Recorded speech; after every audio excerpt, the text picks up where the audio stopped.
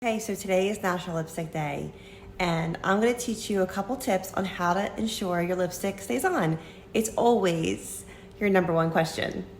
The most simple way to help your lipstick stay on is just always start with using your age-fighting lip primer. This is clear. It goes on before you put your lipstick on your lips, and right around the edges where you get those lines and wrinkles and bleeding. Shape to your lips.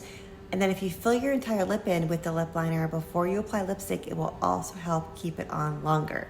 Next, you want to take your lip liner and you want to line the natural line of your lip. I did this with a natural lip liner, very soft. This is soft nude.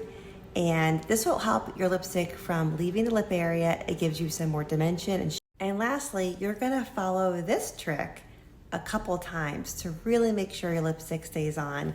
You're gonna take a tissue. You can see I already used this tissue for some lipstick, and you're just gonna take the ply apart. So there's 2-ply tissue. Basically just pull the tissue apart like this. Now you have 2, and you're gonna take one of the tissues and you're gonna lay it on top of your lips, just like this, okay? And then you're gonna take your powder brush and your silky setting powder or translucent powder.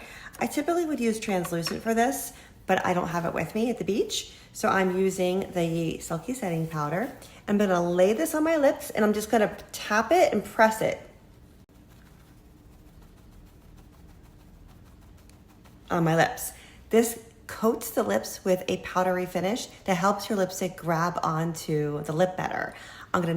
Okay, so I applied 1 coat of my lipstick. I'm using Powerful Pink today. It's a pretty bold color. I love the color, but I want it to last. So after you apply the color, you're going to blot it with your tissue, and then you're gonna do the exact same process all over again by placing the tissue over your lips and setting it with your powder, preferably translucent,